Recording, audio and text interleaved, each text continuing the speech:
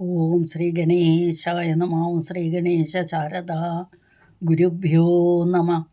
ഓം സദാശിവസമാരംഭാം ശങ്കരാചാര്യമധ്യമാം അസ്മദാചാര്യപര്യന്താം വന്ദേ ഗുരുപരമ്പരാം. ഓം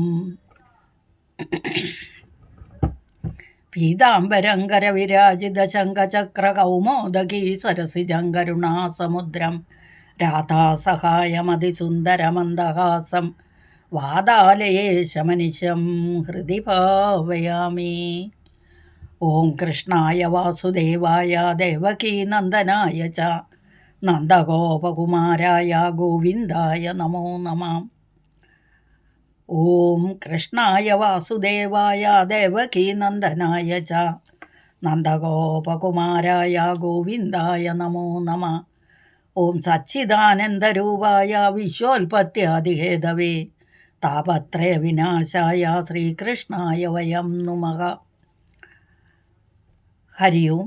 ശ്രീമന്നാരായണീയം പഠന പരമ്പരയിലേക്ക് എല്ലാവർക്കും സുസ്വാഗതം, സുദിനം നേരുന്നു.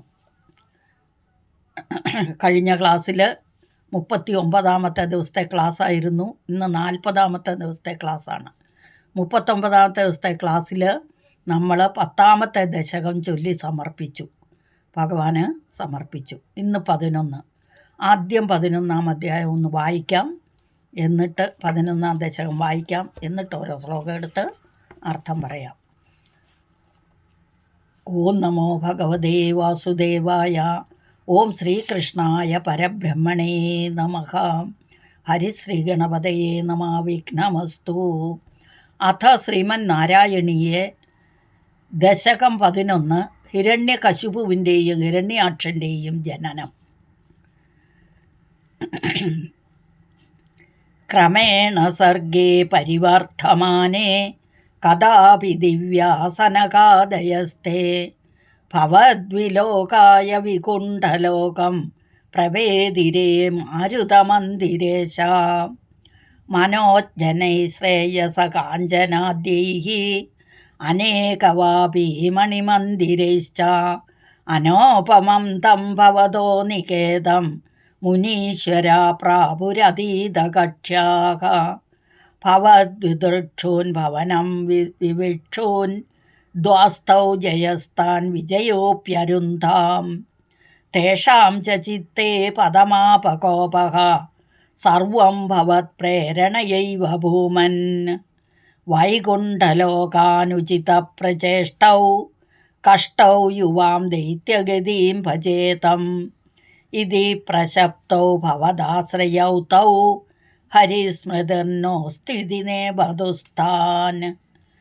തദേതദാജ്ഞായ ഭവാനവാപ്തഃ സഹൈവ ലക്ഷ്മ്യാ ബഹിരംബുജാക്ഷാം ഖഗേശ്വരാം സാർപ്പിതചാരുബാഹുഃ ആനന്ദയം സ്ത്വാനഭിരാമമൂർത്യാം. പ്രസാദ്യ ഗീർഭിസ്തുവതോ മുനീന്ദ്രാൻ അനന്യനാഥാവത പാർഷദൗ തൗ. സംരംഭയോഗേന ഭവൈസ്ത്രിഭിർമാം ഉപേതയിത്യാത്തകൃപം ന്യഗാദീഃ. ത്വദീയഭൃത്യാവത കാശ്യപാത്തൗ സുരാരിവീരാവുദിതൗ ദ്വൗ. സന്ധ്യാസമുത്പാദനകഷ്ടചേഷ്ടൗ യമൗ ച ലോകസ്യ യമാവിവാന്യൗ. ഹിരണ്യപൂർവകശുപുഃ കിലൈകഃ പരോ ഹിരണ്യാക്ഷ ഇതി പ്രതീതഃ. ഉഭൗ ഭവന്നാഥമശേഷലോകം രുഷാന്യരുന്ധാം നിജവാസനാന്തൗ. തയോർഹിരണ്യാക്ഷമഹാസുരേന്ദ്രോ രണായ ധാവന്നനവാപ്തവൈരീ. ഭവത്പ്രിയാഷ്മാം സലിലേ നിമജ്യ ചചാര ഗർവാദ്വിനദൻ ഗതാവാൻ. തതോ ജലേശസദൃശം ഭവന്തം നിശമ്യ ബഭ്രാമ ഗവേഷയം സ്ത്വാം. ഭക്തൈകദൃശ്യസ്യ കൃപാനിധേ ത്വം നിരുന്ധിരോഗാൻ മരുതാലയേശ. ഭക്തൈകദൃശ്യ സകൃപാനിധേ ത്വം നിരുന്ധിരോഗാൻ മരുതാലയേശ, നിരുന്ധിരോഗാൻ മരുതാലയേശ. ഹരി ഓം. സർവത്ര ഗോവിന്ദ നാമസങ്കീർത്തനം ഗോവിന്ദ ഗോവിന്ദ. നാരായണാഖില ഗുരോ ഭഗവൻ നമസ്തേ. നാരായണാഖില ഗുരോ ഭഗവൻ നമസ്തേ.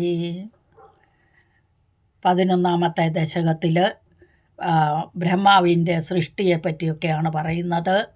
ഇതിൻ്റെ പശ്ചാത്തലം എന്ന് പറയുന്നത് ശ്രീമദ് ഭാഗവതത്തിലെ 3-4 സ്കന്ധത്തിൽ മനോഹരമായിട്ട്, അതായത് കർമ്മം ഭഗവാനിൽ സമർപ്പിച്ചുകൊണ്ട് കർമ്മം ചെയ്യുക, അല്ലെങ്കിൽ എല്ലാം നശിച്ചു പോകുമെന്ന് കാണിക്കുന്ന കാര്യങ്ങളാണ് ഇവിടെ. നമ്മൾക്ക് ആദ്യം 3 ശ്ലോകം എടുക്കാം. ആദ്യത്തെ ശ്ലോകം ചൊല്ലാം, എന്നിട്ട് അത് കണ്ടിട്ട് അടുത്ത ശ്ലോകത്തിലേക്ക് പോകാം. അപ്പോൾ ഇവിടെ സൃഷ്ടി വീണ്ടും വീണ്ടും പിന്നെയും പിന്നെയും വർദ്ധിച്ചു കൊണ്ടിരിക്കുകയാണ്. 11ാമത്തെ ദശകത്തിലെ വൃത്തം എന്ന് പറയുന്ന ഉപജാതി വൃത്തമാണ്. അപ്പോൾ നമുക്കാദ്യം ഒന്ന് വായിക്കാം. അഥ ശ്രീമന്നാരായണീയ ദശകം 11 ഹിരണ്യകശിപുവിൻ്റെയും ഹിരണ്യാക്ഷൻ്റെയും ജനനം. ക്രമേണ സർഗേ പരിവർദ്ധമാനേ കഥാപി ദിവ്യാസനഗാദയസ്തേ ഭവദ്വിലോകായ വികുണ്ഠലോകം പ്രഭേദിരേ മാരുതമന്ദിരേശ. ഇവിടെ മാരുതമന്ദിരേശ സംബോധന. അല്ലയോ മാരുതൻ വായുവാണ്, മന്ദിരേശൻ ഗുരു. അപ്പോൾ അല്ലയോ ഗുരുവായൂരപ്പ എന്ന് വിളിച്ചിട്ട് പറയാണ്. ക്രമേണ, ക്രമേണ എന്ന് പറഞ്ഞാൽ കാലക്രമത്തിൽ, അല്ലെങ്കിൽ ക്രമത്തിൽ എന്നും പറയാം, കാലക്രമത്തിൽ എന്നും പറയാം. സർഗേ, ഇവിടെ ക്രമേണ എന്ന് പറഞ്ഞുകൊണ്ട് ആ ബ്രഹ്മാവ് സൃഷ്ടി നടത്തിക്കൊണ്ടിരുന്ന സമയത്ത്, അതായത് കാലക്രമത്തിൽ, സർഗേ, സർഗേ എന്ന് പറഞ്ഞാൽ സൃഷ്ടി ചെയ്യുന്ന സമയത്ത്, പരിവർത്തമാനെ, വർത്തമാനെ എന്ന് പറഞ്ഞാൽ വർദ്ധിപ്പിക്കുക അല്ലേ. അപ്പം പരിവർദ്ധമാനെ എന്ന് പറഞ്ഞാൽ പ്രവൃത്തി ചെയ്തുകൊണ്ടിരിക്കുന്ന സമയത്തിങ്കൽ, അല്ലെങ്കിൽ സൃഷ്ടിയെ വർദ്ധിപ്പിച്ചു കൊണ്ടിരിക്കുന്ന സമയത്തിങ്കൽ എന്നർത്ഥം. ഇത് ഇവിടെ യജ്ഞവരാഹ അവതാരമാണ്. അതായത് ആ ദക്ഷയാഗം, 2ാമത്തെ ദക്ഷൻ, പിന്നെ ശതരൂപയുടെയും മനുവിൻ്റെയും വംശത്തെ പറ്റിയാണ് ഞാൻ പറഞ്ഞത്. ഭാഗവതത്തിൽ 3-4 അധ്യായത്തിൽ 3-4 സ്കന്ധത്തിൽ വിവരിച്ച് പറയുന്നുണ്ട്. ഇനി ആ മനുവിൻ്റെയും ശതരൂപയുടെയും 5 മക്കളുണ്ടായി. അവരുടെ മക്കളിലും ദക്ഷൻ, 2ാമത്തെ ദക്ഷനുണ്ടായ ആ ദക്ഷൻ്റെ 16 മക്കളിൽ 2 മക്കൾ ദിതിയും അതിഥിയും കശ്യപ പ്രജാപതിയുടെ ഭാര്യമാരായിരുന്നു. അവരെ 2 പേരെയും കല്യാണം കഴിച്ചത് കശ്യപ പ്രജാപതിയായിരുന്നു. 16ാമത്തെ മകളായിരുന്നു സതി. അത് മഹാദേവനെ വിവാഹം ചെയ്തു. ആ സതീദേവി തൻ്റെ ദേഹത്യാഗം തൻ്റെ യോഗാഗ്നിയിൽ ദഹിപ്പിച്ചു. ഇതൊക്കെ നമ്മൾക്ക് കഥയെല്ലാം അറിയാവുന്ന. അപ്പം ഈ കശ്യപ പ്രജാപതിയുടെയും ദിതിയുടെയും മക്കളാണ് ഈ ഹിരണ്യകശിപുവും ഹിരണ്യാക്ഷനും. ഹിരണ്യം എന്ന് പറഞ്ഞാൽ സ്വർണം എന്നർത്ഥം. അപ്പോൾ സ്വർണം പോലെയുള്ള കണ്ണുകളും, അല്ലെങ്കിൽ ഹിരണ്യകശിപു എന്നൊക്കെ പറയുന്നത്. അപ്പോൾ ആസുരിതി ഭാവമായിരിക്കും, അസുരൻ്റെ ഭാവമാണ്. അതായത് എവിടെ നിന്നാണ്? ദിതിയുടെ മക്കളാണ്. ദിതിയുടെയും കശ്യപ പ്രജാപതിയുടെയും മക്കൾ. ഇത് അവർക്ക് ആസുരിക ശക്തിയായിരുന്നു അവർ 2 പേരും. അവരുടെ ജനനത്തെ പറ്റിയാണ് പറയുന്നത്. രസാതലം എന്ന് പറഞ്ഞാൽ അസുരലോകമാണ് അവിടെ. അപ്പം ക്രമേണ സർഗേ, കാലക്രമത്തിൽ സർഗം, ആ സൃഷ്ടി പരിവർത്തമാനെ ചെയ്തുകൊണ്ടിരിക്കുന്ന സമയത്ത് കഥാപി എന്ന് പറഞ്ഞാൽ എപ്പോഴോ ഒരിക്കൽ, കഥാപി ഒരിക്കൽ, ദിവ്യാഹ സനകാദയ ദിവ്യന്മാരായ സനകാദി മുനിശ്രേഷ്ഠന്മാർ, തേ അവർ, ആര്? ആ മുനിശ്രേഷ്ഠന്മാർ 4 ബ്രഹ്മാവിൻ്റെ 4 മാനസപുത്രന്മാരാണ്. സനകൻ, സനാതനൻ, സനന്ദനൻ, സനൽകുമാരൻ. 4 സനകാദികൾ. അവരെ ഒന്നിച്ച് പറയുന്ന പേരാണ് സനകാദികൾ എന്ന്. ദിവ്യന്മാരായ 4 മുനിശ്രേഷ്ഠന്മാർ അവർ വിലോകനം ചെയ്യുക, കാണുക, ദർശിക്കുക എന്നൊക്കെ അർത്ഥം. അപ്പോൾ ഭവദ്വിലോകായ എന്ന് പറഞ്ഞാൽ ഭവത് അങ്ങയെ, വിലോകായ അതൊന്നിച്ച് വന്നപ്പോഴാണ് ഭവദ്വിലോകായ, ദ്വി വന്നോടെ. അങ്ങയെ ദർശിക്കാനായി വികുണ്ഠലോകം പ്രവേദിരി, വികുണ്ഠലോകം അതായത് വൈകുണ്ഠലോകം പ്രവേദിരെ പ്രവേശിച്ചു, വൈകുണ്ഠലോകത്തിലേക്ക് വന്നു എന്നൊക്കെ അർത്ഥം. പ്രവേദിരെ എന്ന് പറഞ്ഞാൽ പ്രവേദിരെ പ്രകർഷേണ പേതിരെ, വൈകുണ്ഠത്തിലേക്ക് ചെന്നു എന്നോ വൈകുണ്ഠത്തിലേക്ക് വന്നു എന്നോ പ്രവേശിച്ചു എന്നൊക്കെ പറയാം. അല്ലയോ ഗുരുവായൂരപ്പ, ബ്രഹ്മാവ് കാലക്രമത്തിൽ തൻ്റെ സൃഷ്ടി പ്രവൃത്തിയെ ചെയ്തുകൊണ്ടിരിക്കുന്ന സമയത്ത് എപ്പോഴോ ഒരിക്കൽ ദിവ്യന്മാരായ സനകാദികൾ ഭവദ്വിലോകായ അങ്ങയെ ദർശിക്കാനായിക്കൊണ്ട് വൈകുണ്ഠലോകത്ത് വന്നു എന്ന് അർത്ഥം. ക്രമേണ സർഗേ പരിവർദ്ധമാനേ കഥാപി ദിവ്യാസനകാദയസ്തേ ദിവ്യാഹ സനകാദയഃ തേ. 3 കൂടെ കൂടുമ്പോഴാണ് ദിവ്യാസനകാദയസ്തേ എന്നൊന്നിച്ച്. ഭവദ്വിലോകായ വികുണ്ഠലോകം പ്രവേദിരേ മാരുതമന്ദിരേശ. അല്ലയോ ഗുരുവായൂരപ്പ, ഇപ്രകാരം ബ്രഹ്മാവ് സർഗപ്രവൃത്തിയെ വൃത്തിയാക്കിക്കൊണ്ടിരിക്കുന്ന സമയത്ത് എന്ന് പറഞ്ഞാൽ വർദ്ധിപ്പിച്ചുകൊണ്ടിരിക്കുന്ന സമയത്ത്, സൃഷ്ടി വർദ്ധിപ്പിച്ചുകൊണ്ടിരിക്കുന്ന സമയത്ത് ഒരിക്കൽ ദിവ്യന്മാരായിരിക്കുന്ന സനകാദി മഹർഷിമാർ അങ്ങയെ ദർശിക്കാനായിക്കൊണ്ട് വൈകുണ്ഠലോകത്ത് വന്നു, വൈകുണ്ഠലോകത്ത് പ്രവേശിച്ചു. ഭഗവാനെ കാണാനായിട്ട് വൈകുണ്ഠലോകത്തേക്ക് ചെന്നു എന്നർത്ഥം. ക്രമേണ സർഗേ പരിവർദ്ധമാനേ കഥാപി ദിവ്യാസനകാദയസ്തേ ഭവദ്വിലോകായ വികുണ്ഠലോകം പ്രവേദിരേ മാരുതമന്ദിരേശാം. 2ാമത്തെ ശ്ലോകം. മനോജ്ഞനൈശ്രേയസകാനനാദ്യൈഃ അനേകവാപീ മണിമന്ദിരൈശ്ച അനോപമം തം ഭവതോ നികേതം മുനീശ്വരാ പ്രാപുരതീതകക്ഷ്യാഃ. ഇവിടെ ആദ്യത്തെ ശ്ലോകത്തിൽ ആ സനകാദികൾ ഭഗവാനെ കാണാനായിട്ട് ചെന്നപ്പോൾ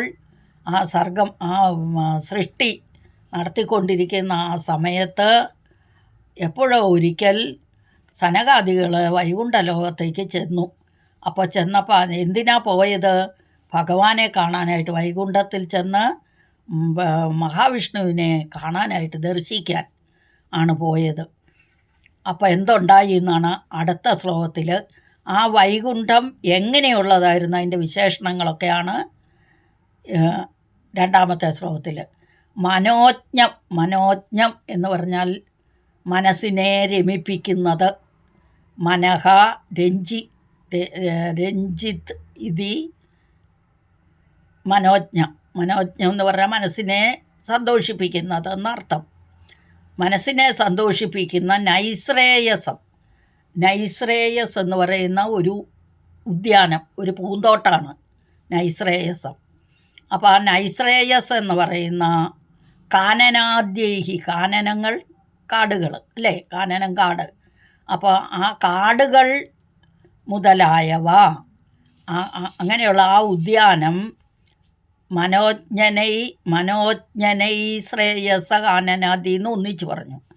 മനോജ്ഞ നൈശ്രേയസ കാനനാദ്യൈ എന്ന് എടുക്കണം.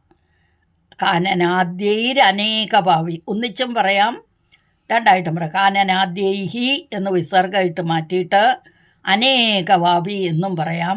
കാനനാദ്യൈരനേകവാപി മണിമന്ദിരയിച്ചെന്ന് ഒന്നിച്ചും പറയാം. അപ്പം മനോജ്ഞമായിരിക്കുന്ന, മനസ്സിനെ സന്തോഷിപ്പിക്കുന്ന നൈശ്രേയസം എന്ന ഉദ്യാനവും അനേകവാപി, ധാരാളം വാപി എന്ന് പറഞ്ഞാൽ കിണർ, കുഴികൾ, കുളം, സരസ്, തടാകം എന്നൊക്കെ അർത്ഥമുണ്ട്. അപ്പോൾ കുളം, വാപി, ഇവിടെ ഒരു കുളമുണ്ട്.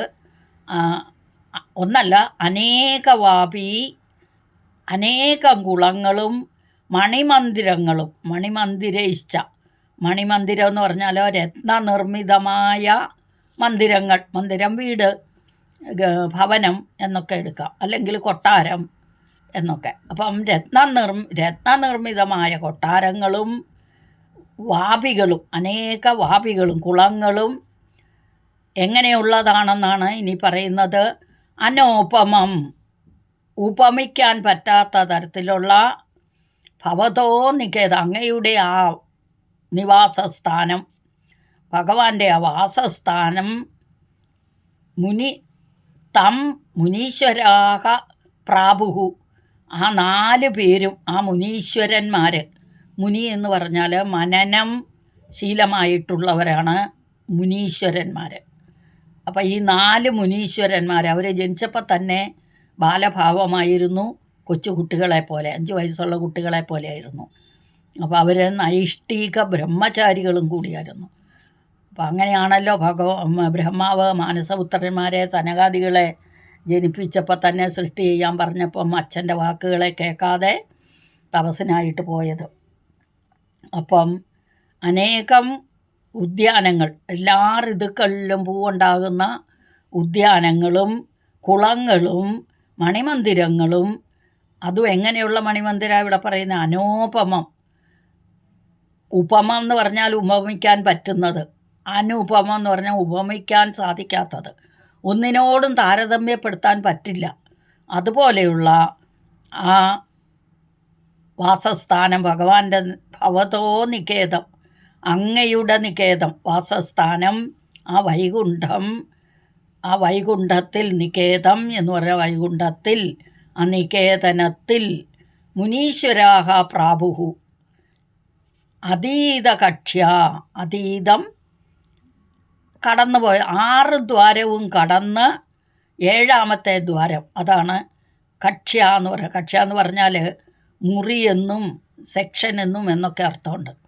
അപ്പോൾ ആ 6 മുറികളും കടന്ന് 7ാമത്തെ മുറിയിലെത്തി എന്ന് പറഞ്ഞാൽ ഇവിടെ ദ്വാരങ്ങളാണ്. അതായത് 6, നമ്മൾ ശിവൻ്റെ വൈക്കത്തപ്പൻ്റെ കീർത്തനം ചൊല്ലുമ്പോൾ പടിയാറും കടന്ന് അവിടെ ചെല്ലുമ്പോൾ ശിവനെ കാണാമേ ശിവശംഭോ, അത് തന്നെയാണ് ഇവിടെ. ഈ 6 ഇതും കടന്ന് 6 ഗോപുരങ്ങളാണ്. ആ ഗോപുരങ്ങളെല്ലാം കടന്ന് അകത്ത് 7ാമത്തതിൽ പ്രവേശിച്ചപ്പോൾ, 7ാമത്തെ മുറിയിൽ പ്രവേശിച്ചു. മുനീശ്വരാഹ പ്രാപുഹു, പ്രവേശിച്ചു. പ്രകർഷേണ വസിച്ചു എന്ന് പറഞ്ഞാൽ അതിലേക്ക് ചെന്നു എന്നർത്ഥം. മനോജ്ഞനൈശ്രേയസ കാനനാദ്യൈഹി അനേകവാപി മണിമന്ദിരൈശ്ച അനോപമം തം ഭവതോ നികേതം മുനീശ്വരാ പ്രാപുരതീതകക്ഷ്യാഃ. പ്രാപുഹു അതീതകക്ഷ്യാഃ, പ്രവേശിച്ചു. എങ്ങോട്ട്? അതീതകക്ഷിയിലേക്ക്, ആ വൈകുണ്ഠത്തിലേക്ക് പ്രവേശിച്ചു എന്നാണ് പറഞ്ഞത്. അപ്പം മനോജ്ഞം നൈശ്രേയസ കാനനാദ്യൈരനേകവാപി മണിമന്ദിരൈശ്ച അനോപമം തം ഭവതോ നികേതം മുനീശ്വര പ്രാപുരതീതകക്ഷ്യാഃ. മുനി എന്ന് പറഞ്ഞാൽ മനനം ശീലമായിട്ടുള്ളവൻ. മുനി ഈശ്വരന്മാർ എല്ലാവരെയും നിയന്ത്രിക്കുന്നവർ. നിയന്ത്രിക്കുന്നതിൽ വരൻ ഈശ്വരൻ, അല്ലെങ്കിൽ ഭരിക്കുന്നതിൽ വരൻ ഈശ്വരൻ, അതിൻ്റെ സ്ത്രീലിംഗം ഈശ്വരി. അപ്പോൾ മനോജ്ഞനൈശ്രേയസ കാനനാദ്യൈരനേകവാപി മണിമന്ദിരൈശ്ച അനോപമം തം ഭവതോ നികേതം മുനീശ്വര പ്രാപുരതീതകക്ഷ്യാക. എല്ലാ ഋതുക്കളിലും പൂവിടരുന്ന നൈശ്രേയസം എന്ന ഉദ്യാനം, അനേകം വാപീതടങ്ങൾ, രത്നമയങ്ങളായ അനേകം ഭവനങ്ങൾ എന്നിവയെക്കൊണ്ട് മറ്റൊരിടത്തും അല്ലെങ്കിൽ മറ്റൊന്നിനോടും സാദൃശ്യമില്ലാതെ അനുപമ സുന്ദരമായിരിക്കുന്ന ആ വൈകുണ്ഠ നിലയത്തിലെ നിരവധി പ്രാകാരങ്ങൾ കടന്ന്, പ്രാകാരം ഗോപുരം എന്നൊക്കെ അർത്ഥമുണ്ട്, ഗോപുരം എന്നും പിന്നെ വൻമതിലെന്നുമൊക്കെ അർത്ഥം. അപ്പോൾ 6 മതിലൊക്കെ കടന്ന് 7ാമത്തെ മതിലിലേക്ക് ചെന്നു, മതിൽ കടന്ന് ചെന്നു എന്നാണ്. അപ്പം നിരവധി പ്രാകാരങ്ങൾ കടന്ന് ആ മുനീശ്വരന്മാർ അകത്തു പ്രവേശിച്ചു, വൈകുണ്ഠത്തിന് ഉള്ളിൽ പ്രവേശിച്ചു. മനോജ്ഞനൈശ്രേയസ കാനനാദ്യൈരനേകവാപി മണിമന്ദിരൈശ്ച അനോപമം തം ഭവതോ നികേതം മുനീശ്വര പ്രാപുരതീതകക്ഷ്യാഹ. അടുത്ത ശ്ലോകം. ഭവദ്ദൃക്ഷൂൻ ഭവനം വിവിക്ഷൂൻ ദ്വാസ്ഥൗ ജയസ്താൻ വിജയോപ്യരുന്ധാം തേഷാം ച ചിത്തേ പദമാപകോപഃ സർവം ഭവത് പ്രേരണയൈവ ഭൂമൻ. ഇവിടെ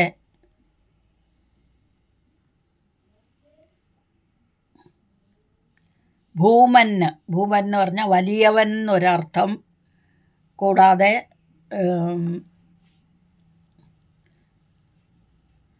സർവവ്യാപി എന്നും അർത്ഥമുണ്ട്. അപ്പോൾ സർവവ്യാപിയായിരിക്കുന്നവനെ, വലിയവനെ, അല്ലെങ്കിൽ വലിയവനും സർവവ്യാപിയുമായിരിക്കുന്ന അല്ലയോ ഭൂമൻ,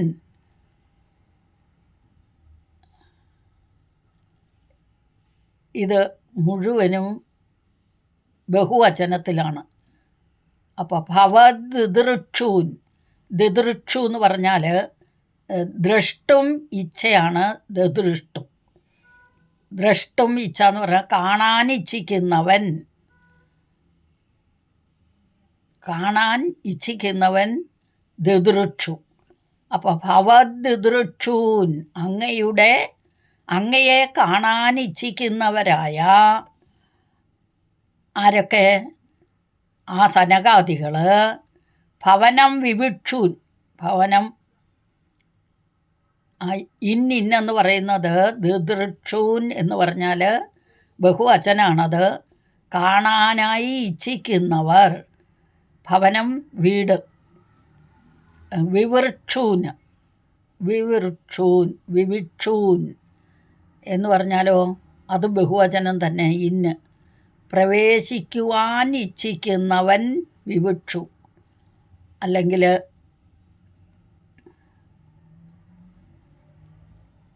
വിവിക്ഷൂൻ.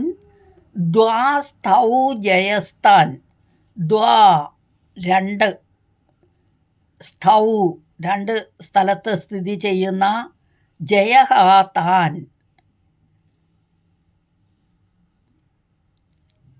ഭവദ്ദൃക്ഷൂൻ ഭവനം വിവിക്ഷൂൻ ദ്വാസ്ഥൗ ജയസ്ഥാൻ വിജയോപ്യരുന്ധാം തേഷാം ച ചിത്തേ പദമാപകോപഃ സർവം ഭവത് പ്രേരണയൈവ ഭൂമൻ. ഇവിടെ ഭഗവാനെ കാണാനായി വൈകുണ്ഠത്തിൽ പ്രവേശിച്ചവരായ സനകാദികളെ ജയനും വിജയനുമാകുന്ന ദ്വാരപാലകന്മാർ തടഞ്ഞു. മുനിമാരുടെ ചിത്തത്തിൽ കോപം ആവിർഭവിച്ചു. അല്ലയോ സർവവ്യാപിയായ ഭഗവാനെ, എല്ലാം അങ്ങയുടെ പ്രേരണയാൽ സംഭവിക്കുന്നു.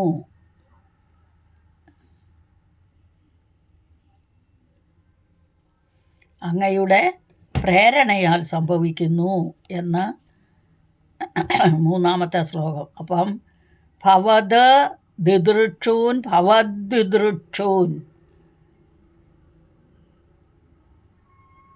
കാണുവാൻ ഇച്ഛിക്കുന്നവർ എന്നർത്ഥം. ഭവനം വിവിക്ഷൂൻ, ഭവനം വീടാണ്. വിവിക്ഷു എന്ന് പറഞ്ഞാൽ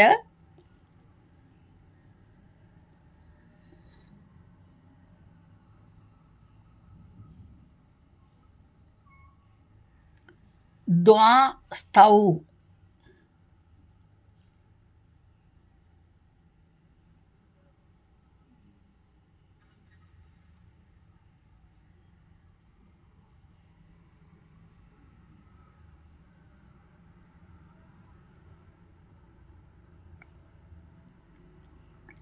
ഭവത് ദിദൃക്ഷുൻ, അങ്ങയെ കാണുവാനുള്ള ദർശിക്കാനുള്ള ഇച്ഛ കാരണം അങ്ങയുടെ ഭവനത്തിലേക്ക് ആര് വന്നു? സനകാദികൾ പ്രവേശിച്ചു. ആ പ്രവേശിക്കാൻ ഇച്ഛിക്കുന്നവർ വിവിക്ഷു, ബഹുവചനാണ്. വിവിക്ഷൂന് ദിദൃക്ഷൂന് എന്ന് പറഞ്ഞാൽ, വിക്ഷു എന്ന് പറഞ്ഞാൽ വിക്ഷേപണം ചെയ്യാൻ ഇച്ഛിക്കുന്നവൻ. വിശേഷേണ വിക്ഷൂനാണ് വിവിക്ഷൂന്. ദ്വാഹ സ്തൗ ജയസ്ഥാൻ, ദ്വാഹ രണ്ട് ദ്വാരപാലകർ. സ്തൗ എന്ന് പറഞ്ഞാൽ സ്ഥിതി ചെയ്യുക. അപ്പം ദ്വാരേ സ്ഥിതഃ, ദ്വാരപാലകന്മാർ ആരൊക്കെ? ജയനും വിജയനും. അപ്യരുന്ധാം, അഭി അരുന്ധാം എന്ന് പറഞ്ഞാൽ ഇവിടെ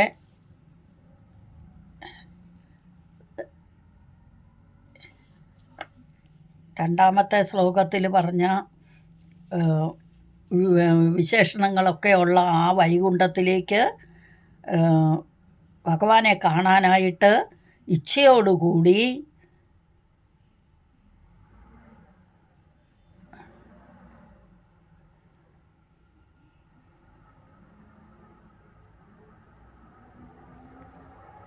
അവിടെ വിവിക്ഷു എന്ന് പറഞ്ഞാൽ വിവക്ഷ, വീക്ഷിക്കുവാൻ ഇച്ഛയുള്ളവൻ, പ്രവേശിക്കാൻ ഇച്ഛിക്കുന്നവൻ. ദ്വാഹ എന്ന് പറഞ്ഞാൽ രണ്ട്, ദ്വസ്തൗ എന്ന് പറഞ്ഞാൽ സ്ഥിതി ചെയ്യുന്ന. അപ്പം ദ്വാഹസ്തൗ രണ്ടുപേരും, യസ്മാൻ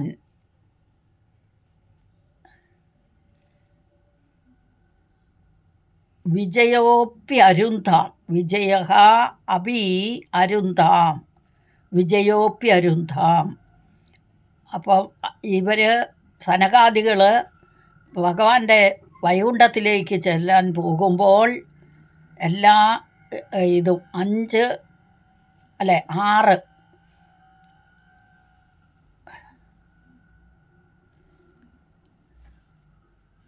അങ്ങോട്ട് ചെല്ലുമ്പോൾ ഈ 6 മുറികളും കടന്ന് 7ാമത്തെ ദ്വാരത്തിലെത്തിയപ്പോൾ ദ്വാഹ 2 പേര്, സ്തൗ 2 പേരായിട്ട് സ്ഥിതി ചെയ്യുന്ന ജയഃ വിജയഃ, ജയഃ താൻ, വിജയഃ അപി അരുന്ധാം. ജയനും വിജയനും തേഷാം ച ചിത്തേ പദമാപകോപഃ, തേഷാം ച ചിത്തെ സനകാദികളുടെ മനസ്സിൽ പദമാപ എന്ന് പറഞ്ഞാൽ തോന്നുക എന്നർത്ഥം. കോപഹ, കോപം വന്നു, ഭയങ്കരമായിട്ട് ദേഷ്യമുണ്ടായി ഈ സനൽകുമാരന്മാർക്ക്. ജയനും വിജയനും അവിടെ കാണിച്ചു കൂട്ടിയ ഇത് കണ്ടപ്പോൾ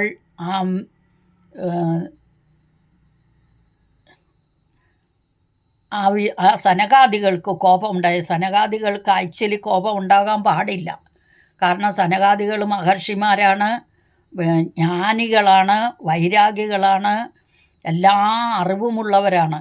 അപ്പോൾ അവർക്ക് ഒരിക്കലും കോപവും സങ്കടവും അല്ലെങ്കിൽ ദേഷ്യവും ഒന്നും വരാൻ പാടില്ല. അപ്പോൾ അങ്ങനെയുള്ള ആ സനകാദികൾ എന്തു ചെയ്തു? സനകാദികളുടെ ചിത്തത്തിൽ കോപമുണ്ടായി.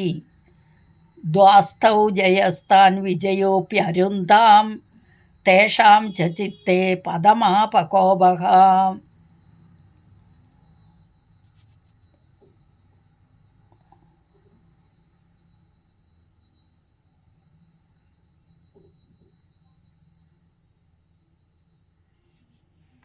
അപ്പോൾ കോപമുണ്ടായി. എന്തുകൊണ്ടാണ് കോപമുണ്ടായതെന്ന് 4-ാമത്തെ ലൈനിൽ പറയുന്നു. സർവം ഭവത് പ്രേരണയേവ. അങ്ങയുടെ പ്രേരണ മാത്രമാണ് അതിന് കാരണം.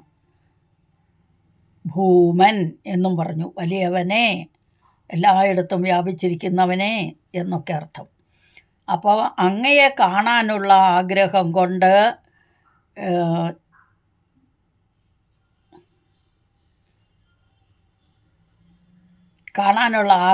കൊണ്ട് രണ്ടുപേരും ജയനും വിജയനും എന്തു ചെയ്തു? പദമാപകോപഃ സർവം ഭവത് പ്രേരണയൈവ ഭൂമൻ. ഇവിടെ ഭഗവാനെ കാണുവാനായി വൈകുണ്ഠത്തെ പ്രവേശിച്ചവരായ സനകാദികളുടെ, അതായത് സനകാദികളെ ജയനും വിജയനും ആകുന്ന ദ്വാരപാലകർ തടഞ്ഞു. മുനിമാരുടെ ചിത്തത്തിൽ എന്ന് പറഞ്ഞാൽ മനസ്സിൽ എന്തുണ്ടായി? കോപമുണ്ടായി. അല്ലയോ സർവവ്യാപിയായ ജഗദ്വാണി,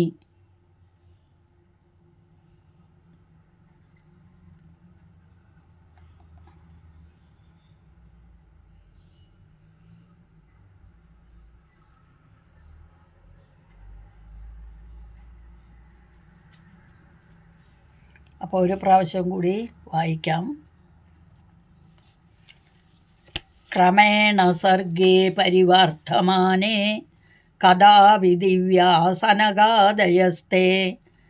ഭവദ്വിലോകായ വികുണ്ഠലോകം പ്രവേദിരേ മാരുതമന്ദിരേശ. അല്ലയോ ഗുരുവായൂരപ്പ, ഇപ്രകാരം ബ്രഹ്മാവ് സർഗപ്രവൃത്തിയെ വൃത്തിയാക്കിക്കൊണ്ടിരിക്കുന്ന സമയത്ത് ഒരിക്കൽ ദിവ്യന്മാരായിരിക്കുന്ന സനകാദി മഹർഷികൾ അങ്ങയെ ദർശിക്കാനായി വൈകുണ്ഠലോകത്ത് വന്നു. മനോജ്ഞനൈശ്രേയസ കാനനാദ്യൈഹി അനേകവാപി മണിമന്ദിരൈശ്ച അനോപമം തം ഭവതോ നികേതം.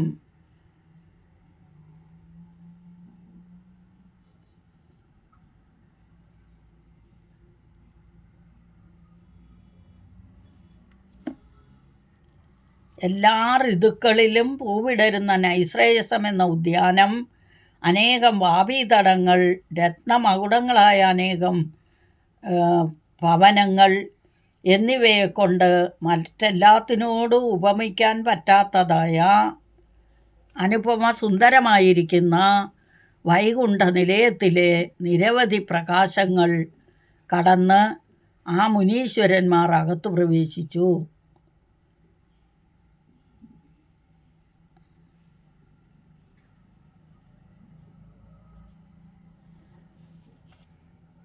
അടുത്ത ശ്ലോകം. ഭവദൃക്ഷൂൻ ഭവനം വിവേക്ഷൂൻ ദ്വാസ്തൗ ജയസ്താൻ വിജയോപ്യരുന്ധാം തേഷാശ്ച ചിത്തേ പദമാപകോപഃ സർവം ഭവത് പ്രേരണയൈവ നീത.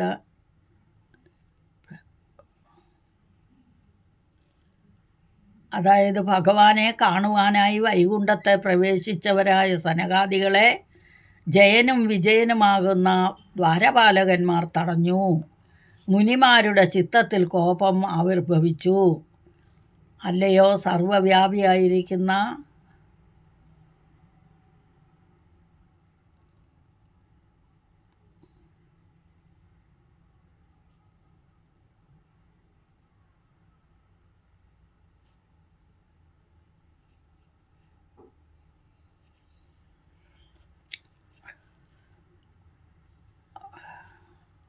അപ്പോൾ മൂന്നാമത്തെ ശ്ലോകം. ദിദൃക്ഷു ദിദൃക്ഷു എന്ന് പറഞ്ഞാൽ ദ്രഷ്ടും ഇച്ഛ, അതാണ് ദിദൃഷ്ടു. ദിദൃക്ഷൂൻ ഭവനം വിവക്ഷൂന്, ഭവനത്തെ ഉപേക്ഷിക്കേണ്ടി വരുന്നു. എല്ലാം ബഹുവചനാണ് കേട്ടോ, ഇന്നെന്ന് കാണിക്കുന്നത്.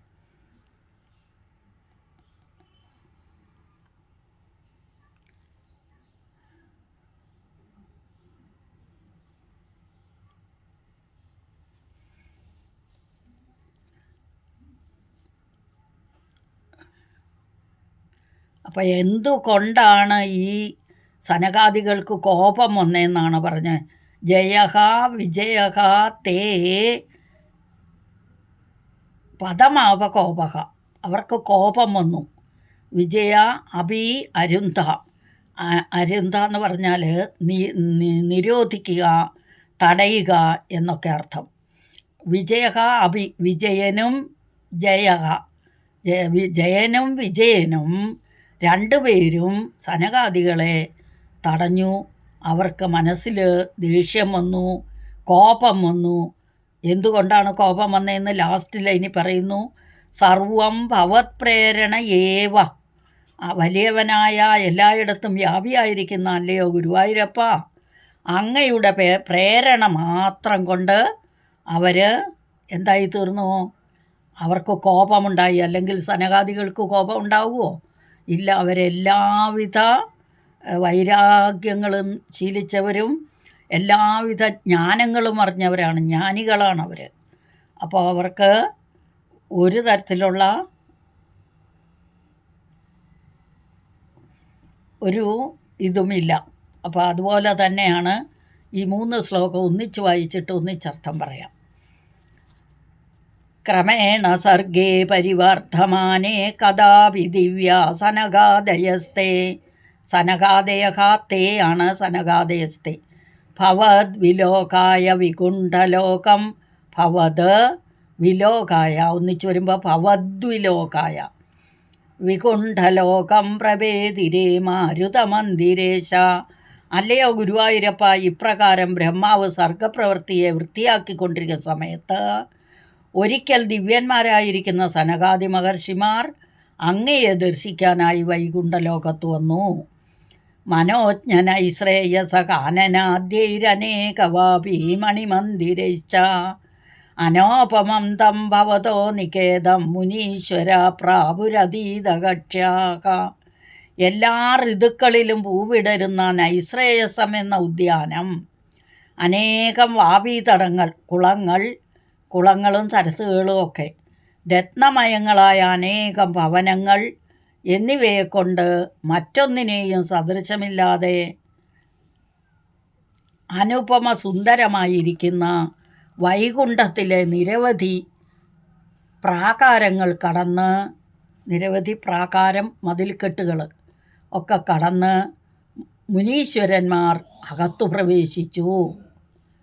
ഭവദ്ദക്ഷൂൻ ഭവനം വിവക്ഷൂന് ദ്വസ്തൗ ജയസ്ഥാൻ വിജയോപ്യരുന്ധാം, തേഷാഞ്ച ചിത്തേ പദമാപകോപക സർവം ഭവത് പ്രേരണയൈവ ഭൂമന്. ഭവാനെ കാണുവാനായി വൈകുണ്ഠത്തെ പ്രവേശിച്ചു വന്ന സനകാദികളെ ജയനും വിജയനുമാകുന്ന ദ്വാരപാലകന്മാർ തടഞ്ഞു.